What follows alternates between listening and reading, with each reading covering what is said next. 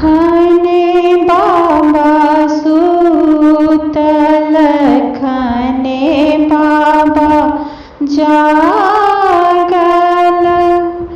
खाने रे दही जका सोच है। नहीं बेटी सूतल, नहीं बेटी जागल, नहीं रे दही जका सोच है। आज रामचंद्र दुल्हा दुआरे क्षमा क्षमा होई है। कहाँ बैसाएब आजन बाजन, कहाँ बैसाएब रे यात है। कोरा खेत बैसाएब आजन बाजन, दुआरे बैसाएब रे यात है।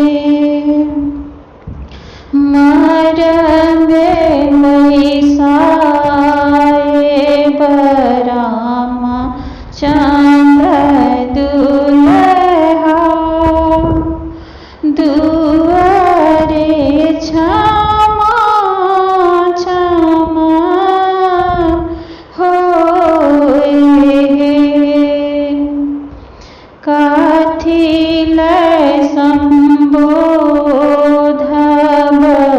आजन पाजन, कथी लय संबोधब रे यात है। कथी लय संबोधब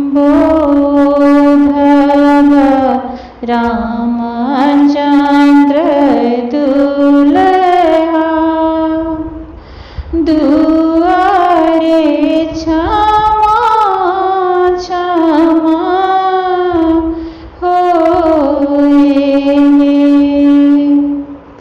टाकल संबोधब आजन बाजन, धोती लय संबोधब रे यात है। धियालय संबोधब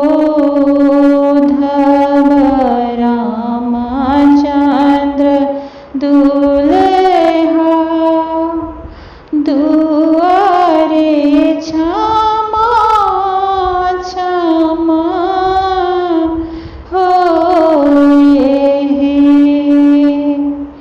खाने बाबा सूतल, खाने बाबा जा